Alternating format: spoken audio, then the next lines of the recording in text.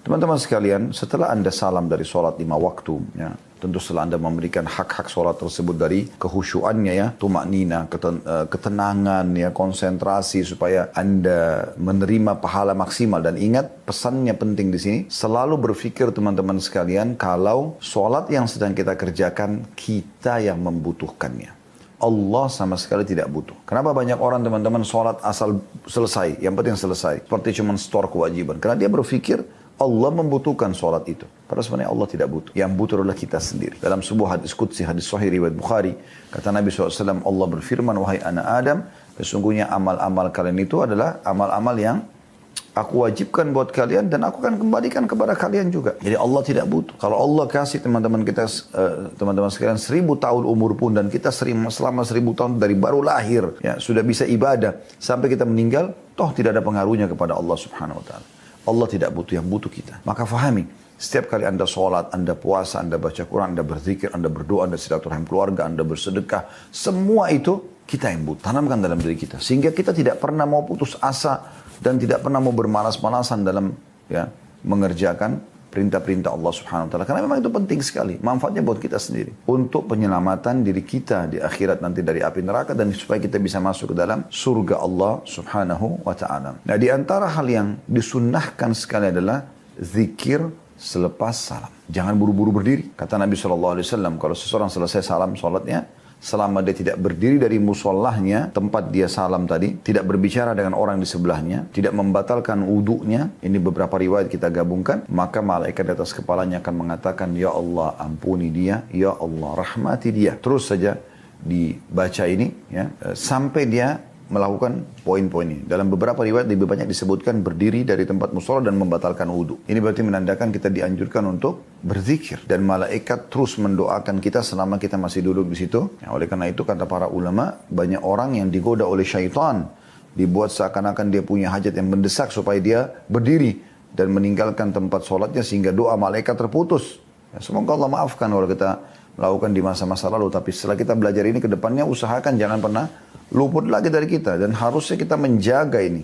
Ya, harus kita jaga benar-benar. Dan jangan sampai teman-teman sekalian ini terlewatkan begitu saja. Ini poin penting yang harus kita ketahui. Dari kita butuh ibadah kita itu. Dan juga teman-teman sekalian, kita harus menyadari bahwasanya syaitan sering menggoda orang agar tidak mengerjakan zikir ini selepas sholat. Buru-buru. Dengan bisikan misalnya nanti dibaca sementara di jalan. Padahal sebenarnya di jalan belum tentu kita membacanya. Syaitan akan menyibukkan lagi kita supaya jangan di buku amal kita tercatat zikir-zikir yang mulia ini.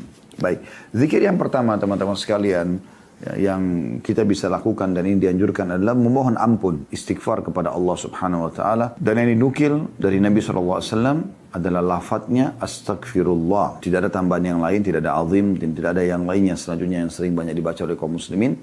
Tapi lafadz hadisnya yang ini diriwayatkan oleh Imam Muslim di 1 halaman 414 ya, yaitu astagfirullah, astagfirullah, astagfirullah 3 kali. Dan sebagian ulama mengatakan fungsi dan manfaat daripada istighfar ini adalah membersihkan kalau sementara sholat kita punya kesalahan-kesalahan atau kelalaian. Kemudian disambung dalam riwayat Imam Muslim istighfar 3 kali. Lalu kita membaca Allahumma antas salam wa minkas salam tabarakta ya dzal jalali wal ikram. Tabarakta ya dzal jalali wal ikram. Artinya, aku mohon ampun kepadamu ya Allah. Aku mohon ampun kepadamu ya Allah. Aku mohon ampun kepadamu ya Allah. Kemudian, ya Allah, sesungguhnya engkaulah yang memberi keselamatan. Allahumma antas salam wa minkas salam, dan keselamatan itu, ya, darimu. Tabarakta ya dzal jalali wal ikram. Maha suci engkau, wahai Tuhan yang memiliki keagungan dan kemuliaan. Makna globalnya. Renungi teman-teman 2 zikir ini. Digabung dari 1. Yang pertama adalah istighfar. Astagfirullah, astagfirullah, astagfirullah. Ini zikir yang luar biasa. Zikir yang luar biasa. Makna ini dalam sekali. Artinya kalau Anda menyombongkan diri tidak mau istighfar kepada Allah,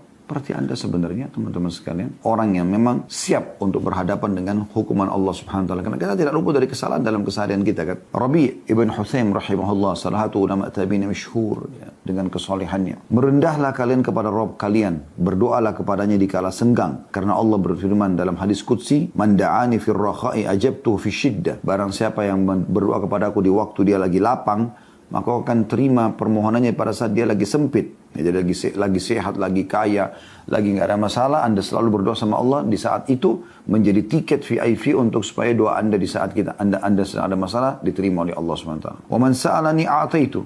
Siapa yang memohon aku akan beri, kata Allah. Wa man tawadha'a li rafa'atuh. Dan siapa yang merendah karena aku akan tinggikan derajatnya. Wa man tafarraga li rahimtuh. Dan siapa yang meluangkan waktu untuk beribadah kepada aku akan kasihi dia. Wa man istaghfarani ghafartu lahu. Dan siapa yang memohon ampun kepadaku, maka aku akan pasti mengampuninya. Jadi jelas sekali nih bagaimana ya, istighfar itu manfaatnya sangat luar biasa. Ibnul Jauzi rahimahullah menukil, mengatakan iblis berkata, aku membinasakan anak cucu Adam dengan dosa. Ya, dengan dosa kita jadi celaka, gitu kan? Dan sangat dekat dengan hukuman Allah subhanahu wa ta'ala. Semoga Allah selamatkan. Dan mereka membinasakanku dengan istighfar, dengan la ilaha illallah. Jadi iblis ya, mencelakakan manusia dengan dosa, baik dosa kecil atau dosa besar. Tapi kata iblis, dan mereka membinasakanku, justru menyerangku balik dan bisa menyelamatkan diri mereka dengan istighfar dan la ilaha illallah. Karena biar sebesar apapun dosa yang kita lakukan, dengan istighfar kita akan dimaafkan. Manakala aku melihat hal itu pada mereka, aku tanamkan hawa nafsu pada mereka, di mana mereka berbuat dosa tapi tidak beristighfar, karena mereka mengira diri mereka telah berbuat baik atau masih dalam koridor berbuat baik. Oleh itu teman-teman sekalian, kalau ada orang berbuat dosa, biasanya syaitan bisikin ke dia itu, kau kan sudah terlanjur buat dosa, udahlah buat aja nanti sekalian istighfarnya. Atau bisikannya, ya udah nggak masalah, berbuat dosa saja, toh kau juga sudah terlanjur najis, sudah kotor, nggak mungkin lah kau dimaafkan. Nah seperti itu bisikan-bisikan yang tidak masuk akal. Padahal sebenarnya orang kalau berbuat salah dalam syariat Allah SWT harus segera memohon ampun. Bayangkan teman-teman, jangan kita buat salah. Kita sedang sholat saja. Begitu salam yang pertama, istighfar dulu. Padahal kita habis ibadah. Begitu juga pada saat, karena mungkin ada kelalaian dalam sholat kita. Saya pernah mendengarkan penjelasan Syekh Abdul Razak Hafizahullah, yang masyhur, salah satu rujukan di zaman kita ini, ulama rujukan zaman kita dan mengajar di Masjid Nabawi, dan dulu juga memang mengajar di kampus kami, dan sampai sekarang beliau Masya Allah masih menjadi dosen di sana. Nah beliau sendiri ya, pernah mengatakan, waktu itu saya kebetulan datang ke Masjid Nabawi dan kebetulan di majelis membahas tentang zikir masuk dan keluar kamar mandi. Nah zikir dulu kamar mandi kan gufranak, ya Allah ampunilah aku. Beliau membahas apa hikmahnya, kenapa kita keluar dari kamar mandi, toh kita umumnya orang tidak berdosa. Ada juga orang yang berdosa, mungkin onani dan segala macam. Tapi ada orang tidak, memang dia selesaikan hajatnya. Maaf, dia buang hajat di WC atau dia mandi. Sama saja, dia tidak berdosa pun dia keluar, dia mengatakan gufranak, pengampunanmu. Kenapa? Karena kata sebagian ulama, kelalaian saja. Duduk tanpa ada ibadah kepada Allah subhanahu wa ta'ala, itu sudah butuh istighfar. Apalagi kalau dasarnya orang berbuat dosa. Bagaimana kita bisa bergelimang dosa lalu kita tidak istighfar kepada Allah SWT? Selalu nukil, selalu lisan kita membaca itu. Begitu juga kata rahimahullah berkata, Al-Quran menunjuki kalian penyakit dan obat penyembuh kalian. Penyakit kalian adalah dosa. Itu sumber penyakit. Kalau orang sudah bisa dikontrol dari dosa, maka dia aman. Dan obat penyembuh kalian tidak ada lain kecuali istighfar. Ali radhiyallahu anhu berkata, yang aneh adalah orang binasa padahal keselamatan ada bersamanya. Lalu beliau ditanya, apa keselamatan tersebut? Kata Ali radhiyallahu anhu, istighfar. Ya. Orang binasa kenapa? Karena dosanya kan. Sama di perusahaan Anda buat kesalahan. Bagaimana caranya supaya Anda tetap bisa bekerja dan dapat fasilitas kantor? Ya Anda mohon maaf, perbaikin kesalahan Anda. Kan begitu. Itu rasionalnya. Walaupun di perusahaan karena kita berhadapan dengan manusia, bisa saja dia tidak terima kembali atau tidak ingin permohonan maaf kita. Kan gitu. Maka di sini teman-teman sekalian, orang buat dosa sama Allah subhanahu wa ta'ala tidak ada solusinya kecuali istighfar. Dan contoh terbaik adalah istighfar yang sedang kita bahasin. Bagaimana kita membaca teman-teman sekalian, astagfirullah, astagfirullah, astagfirullah. Begitu salam, ucapan pertama itu. Memohon maaf kepada Allah subhanahu wa ta'ala. Jangan sampai dalam sholat kita ada kelalaian-kelalaian. Kita mengkhayal, tidak khusyuk dan segala macam. Ini penting. Lalu Ali mengatakan, tidaklah seseorang hamba diilhami oleh Allah subhanahu wa ta'ala untuk beristighfar sementara dia Allah berkehendak untuk mengadabnya. Kalau lisan kita bisa mengatakan astagfirullah, habis sholat ini kan astagfirullah. Apakah ada lafaz lain Ustaz? Ada dalam hadis ya, yang menyebutkan keutamaan sifat Allah Al-Hayyul Qayyum, zat yang maha hidup dan terus-menerus mengurus makhluknya. Dalam sebuah hadis yang dihasankan seingat saya oleh para ulama, siapa yang membaca astagfirullahal azim alladzi la ilaha illa huwal hayyul qayyum, ada hayyul qayyum, wa atubu ilaih, maka akan diampuni dosanya walaupun sebanyak buih di lautan. Tapi ini bukan dibaca selepas salam ya. Anda perlu dengan bijak teman-teman ya, dan ilmu yang cukup meletakkan semua apa yang diajarkan Nabi SAW pada tempatnya. Kalau Nabi SAW sudah menentukan jenisnya, jumlahnya, waktunya, tempatnya, tidak usah diubah-ubah kan gitu ya. Selepas salam istighfar 3 kali dan lafadznya astagfirullah. Begitu hadisnya riwayat Muslim tadi. Astagfirullah, astagfirullah. Nah ini. Anda mau ganti dengan istighfar lain, Anda butuh dalil. Kan gitu. Kalau Anda mau bijaksana. Tapi Anda bebas, silahkan saja. Ini kami menyampaikan supaya Anda renungi ya.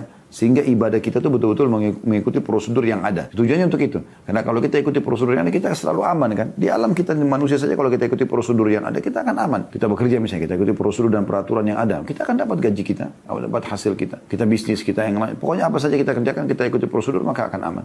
Tapi kalau tidak, maka jadi masalah. Bisa diterima, bisa dimaafkan, bisa juga tidak. Yang jadi masalah ini kalau tidak dimaafkan. Maka ikuti prosedur, itu penting. Prosedurnya adalah selepas salam, astagfirullah, astagfirullah. Itu lafaz Nabi. Dan kita tidak lebih pintar daripada Nabi SAW. Kan itu poin ya. Semoga bisa ditangkap pesannya di sini. Jadi kalau Allah memudahkan lisan seseorang hamba mengatakan astagfirullah, berarti Allah sudah memang tidak ingin mengisahnya. Karena Allah berikan dia kesempatan mengucapkan. Kalau Allah tidak mau teman-teman kita mengucapkan istighfar, kita akan terlalaikan. Kemudian Luqman Al-Hakim yang disebutkan dalam surah Luqman namanya. Ada yang mengatakan dia Nabi, kita mengatakan alaihissalam. Ya, bahwa dia berwasiat kepada putranya, wahai anakku, Allah memiliki beberapa waktu tidak ditolak orang yang meminta pada waktu itu, maka perbanyak istighfar. Jadi misalnya kayak sepertiga malam, itu kan waktu mustajab doa ya. Tapi apa yang Allah perintahkan itu? Wabil asharihum yastaghfirun. Dan pada waktu sahur mereka banyak istighfar. Anda bangun setengah jam sebelum subuh atau 1 jam Anda sudah sholat malam, masih ada waktu, perbanyak istighfar di situ. Dipuji oleh Allah Subhanahu wa taala istighfar itu. Dan Allah memang menanyakan kepada para malaikat jadi sepertiga malam, apakah ada hamba-hambaku yang beristighfar, maka saya maafkan. Aisyah berkata radhiyallahu anha, Tuba itu nama surga ya. Menurut pendapat sebagian ulama, nama pohon di surga. Bagi orang yang mendapatkan banyak istighfar dalam buku catatan amalnya. Abu Minhal berkata rahimahullah, tidaklah seorang hamba didampingi dalam kuburnya oleh pendamping yang lebih dicintai daripada istighfar. Itu yang paling dia suka. Al-Hasan Basri berkata rahimahullah, perbanyaklah istighfar. Jadi bukan cuma istighfar, perbanyak. Selalu astagfirullah, astagfirullah, gitu aja. Perbanyak. Di rumah-rumah kalian, di meja-meja makan kalian, di jalan-jalan kalian, di pasar-pasar kalian, di majelis-majelis atau pertemuan-pertemuan kalian. Karena kalian tidak tahu kapan ampunan akan turun. Seorang Arab Badui berkata, siapa yang ingin menjadi tetangga kami di tanah kami, hendaklah memperbanyak istighfar. Karena istighfar adalah awan tebal yang mengandung air hujan. Artinya mereka sampai memahami istighfar sampai pada level itu. Artinya kalau ada yang mau menjadi tetangga kami hanya minta satu. Syaratnya mereka banyak istighfar kepada Allah. Karena dengan dia istighfar, kami juga istighfar, maka akan turun hujan. Maka semua akan subur. Hewan-hewan ternak akan bisa hidup karena ada air. Dengan air hujan juga tumbuh rumputan, ya, perkebunan mereka, pertanian mereka, segala macam gitu ya. Bakr bin Abdullah Al-Muzani rahimahullah berkata, kalian banyak berbuat dosa. Maka perbanyaklah istighfar. Karena sungguhnya kalau orang menemukan istighfar dalam catatan amalnya pada setiap jarak 2 baris berbuat dosa, astagfirullah. Dia akan senang melihat tempat itu. Tentu ini bukan, jangan mengambil poin negatifnya. Jangan selalu mengatakan, oh kalau gitu kita buat dosa aja terus lalu kita istighfar. Bukan itu maksudnya. Artinya, kalau ada orang sampai buat dosa, jangan berhenti beristighfar. Tentu usahakan jangan mengulangi dosa tersebut semaksimal mungkin. Jangan dia bermain-main sama Allah Subhanahu wa taala. Nah, orang bisa tergoda dalam berbuat dosa, tapi yang penting dia kembali kepada Tuhannya. Ibnu Taimiyah rahimahullah berkata, ini kenapa beliau banyak punya tulisan-tulisan, hafalannya sangat luar biasa. Bahkan Ibnu Taimiyah rahimahullah sekarang sudah cetak bukunya dalam bentuk yang luar biasa setelah meninggal sekian lama ya, sudah dihitung ratusan tahun beliau meninggal rahimahullah. Beliau itu pernah di penjara lalu beliau menulis apa yang beliau tahu di tembok penjara penuh dengan ilmu. Jadi saking luasnya ilmu yang Allah SWT berikan, subhanallah. Apa yang beliau kasih resepnya kepada kita supaya tidak mudah lupa hafalan dan segala macam. Beliau mengatakan, fikiranku terpaku pada sebuah masalah yang sulit bagiku. Kayaknya nggak ada solusinya nih. Maka aku beristighfar kepada Allah 1000 kali sampai dadaku dilapangkan dan masalah yang sulit terpecahkan. Aku kadang berada di pasar, masjid dan sekolah. Tapi hal itu tidak menghalangiku dari zikir dan istighfar sampai aku meraih apa yang aku inginkan. Jadi nasihatnya penting. Karena ada masalah, tidak ada masalah pun istighfar. Tapi kalau ada masalah, beliau terus istighfar sampai beliau merasa lapang dadanya. Dan tidak mengenal waktu dan tempat lagi. Anda lagi meeting teman-teman sekalian. Apa salahnya kalau Anda beristighfar kepada Allah? Kan tidak ada salahnya. Tidak ada ruginya gitu. Ya.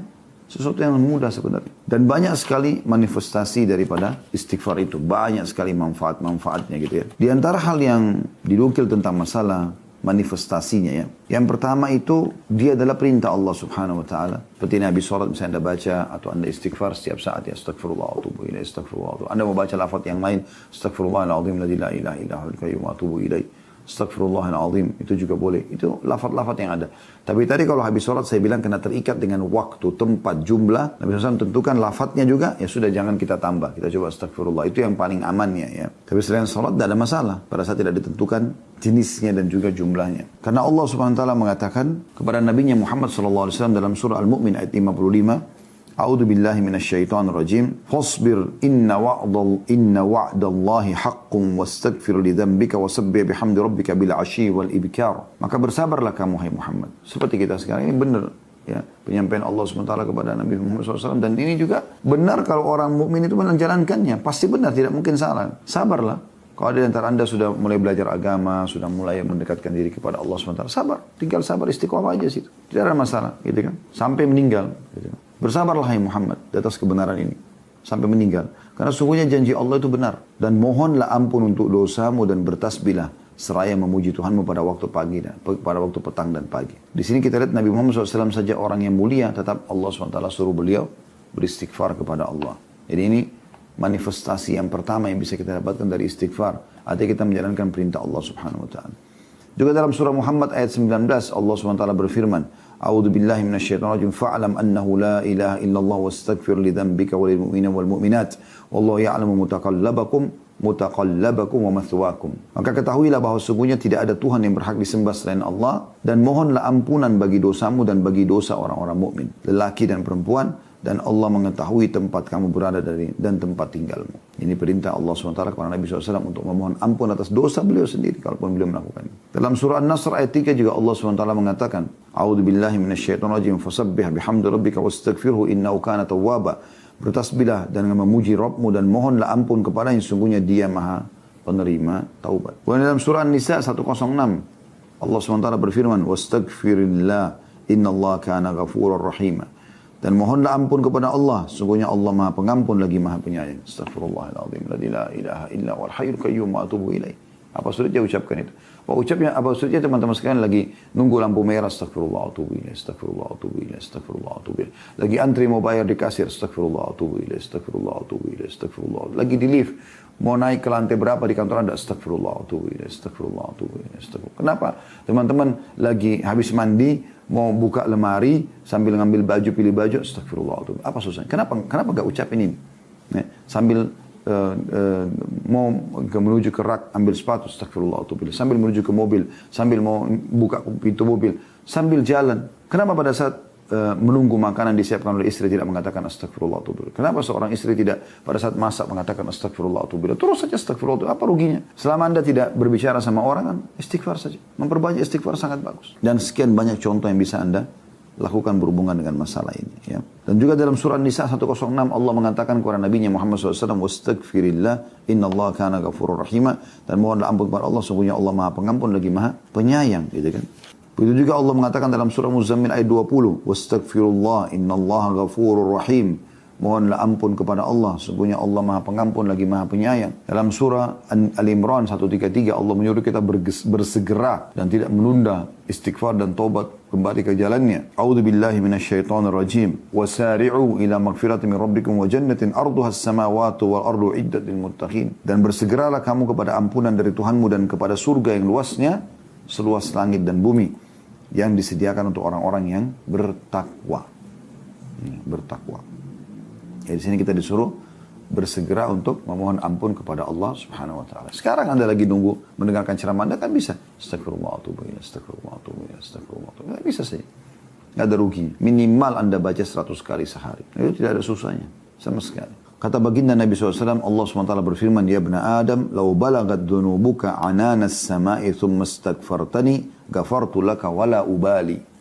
Wahai anak Adam, seandainya dosamu mencapai langit, penuh banyak sekali. Kita kan postur tubuh kita kecil, mencapai langit seperti apa. Tapi dosamu sebesar itu pun, penuh langit semuanya. Mencapai langit dari bumi sampai langit, itu luar biasa jaraknya. Gitu kan. Kemudian kau memohon ampun atau istighfar kepadaku. Kata Allah. Astagfirullah, itu beda ringan sekali di lisan kita. Gitu. Maka niscaya kata Allah, aku mengampunimu dan aku tidak peduli. Karena tidak ada yang bisa intervensi di haknya Allah SWT. Ini manifestasi yang luar biasa. Bagaimana itu adalah perintah Allah dan Allah memastikan akan diterima, gitu kan?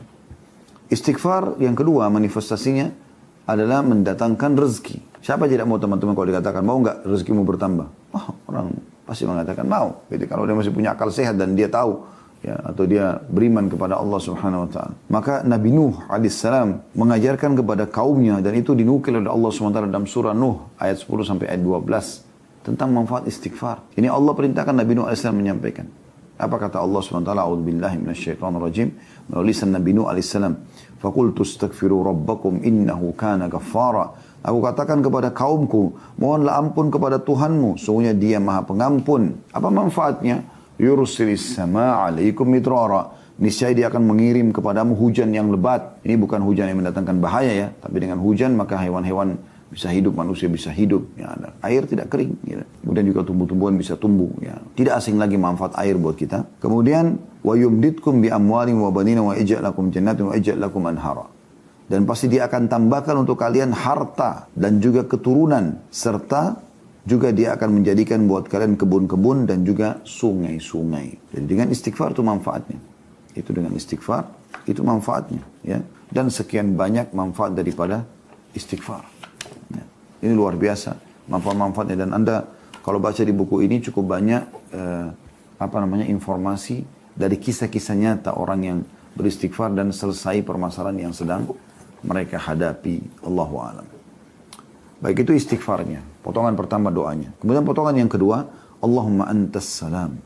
Ini pengikraran bahwasanya Allah adalah sumber keselamatan. Ya. Engkaulah yang memberi keselamatan. Selamat dari apapun hanya Allah. Jangan pernah minta keselamatan daripada selain Allah. Ini makna tauhid di sini. Jadi begitu salam, setelah mohon maaf kepada Allah, langsung kita mengatakan, Allahumma antas salam. Semua keselamatan hanya darimu. Wa minkas salam. Dan darimulah segala keselamatan. Jadi, sesungguhnya ya Allah, engkau yang memberi keselamatan. Dan darimulah segala keselamatan itu. Tabarakta ya dzal jalali wal ikram. Maha suci engkau, wahai Tuhan yang memiliki keagungan dan kemuliaan. Ini teman-teman, pengikraran masalah tauhid. Ya. Dan subhanallah, tidak ada sesuatu, percaya ini teman-teman sekalian, tidak ada sesuatu yang merupakan sumber utama kebahagiaan seseorang, ketenangan jiwanya, kecuali dia kembali kepada tauhid. Tauhid ini luar biasa. Mengesahkan Allah dan hanya bergantung kepada Allah. Itu sesuatu yang paling mahal dalam kehidupan. Kalau Anda punya ini, dia akan menjadi segala sesuatu bagi Anda. Saat Anda sedang ada nikmat. Anda kalau bertauhid kepada Allah, Anda kembalikan kepada tauhid, Anda yakin, oh ini Allah yang berikan nikmat. Maka kita jadi bersyukur. Dan kita hanya kembali kepada Allah agar minta ditambahkan nikmat tersebut. Ya. Dan Allah akan berikan. Kalau Anda lagi buat dosa, Anda lagi buat salah, Anda tinggal kembalikan kepada tauhid, Anda kembali istighfar kepada Allah Subhanahu wa taala. Anda tahu Anda punya Tuhan, maka Anda mohon kepadanya. Yakin dengan keberadaan Allah Subhanahu wa taala. Kalau Anda sedang menghadapi masalah, ada orang ingin berbuat jahat dengan Anda, kembalikan kepada tauhid. Oh, saya punya Tuhan. Selama saya tidak salah, Allah akan jaga saya. Sedangkan orang salah saja Allah masih bisa tutupin kesalahannya. Apalagi orang tidak buat salah. Kenapa harus takut kepada makhluk? Jangan pernah takut dan bergantung kecuali kepada Allah Subhanahu wa taala. Nah, itu maknanya luar biasa. Dan tidak ada teman-teman sesuatu yang diinginkan seseorang daripada keselamatan. Selamat dari segala macam mara bahaya atau hal yang dia tidak senangi. Ini sesuatu yang sangat mahal gitu kan. Makanya kalau ada orang dia kaya raya misalnya, tapi dia diuji sama Allah dengan penyakit, maka dia akan keluarkan seluruh hartanya hanya untuk supaya selamat dari penyakit itu. Kan gitu. Dia nggak peduli lagi dengan hartanya, nggak peduli lagi dengan ya resikonya, yang penting dia bisa sembuh. Bisa selamat dari situ. Kalau ada orang naik pesawat, pesawatnya akan jatuh. Kemudian ini perumpamaan saja. Lalu ada pesawat lain yang datang akan membantu. Anda pernah lihat ada pesawat yang mengisi bahan bakar di atas? Ya, saya pernah lihat cuplikan itu ada. Ini contoh saja. Saya ada pesawat mau jatuh nih. Terus kemudian ada pertolongan datang, gitu kan. Kapal itu sudah jatuh di laut, lalu ada pertolongan datang. Tapi pertolongan ini umumnya kan terjadi gratis ya. Tapi kalau misalnya ada orang mengatakan, saya akan selamatkan ya, dengan kapal laut saya ini, tapi harus bayar. Walaupun harus utang dulu, mungkin orang akan bayar dengan seluruh harta yang dia miliki. Yang penting dia selamat. Jadi yang penting orang selamat. Keselamatan itu mahal sekali. Maka ini pengikraran tentang Allah Subhanahu wa taala pemberi keselamatan. Ini luar biasa ini. Kita disadarkan selepas ya, salam dengan ini. Supaya kita memohon ampun kepada Allah Subhanahu wa taala, supaya juga kita mengembalikan kalau Allah segala sesuatunya. Allah segala sesuatunya. Ya, ini doa yang kita baca selepas salam. Dan insya Allah sampai sini bahasan kita teman-teman sekalian. Kita akan lanjutkan nanti.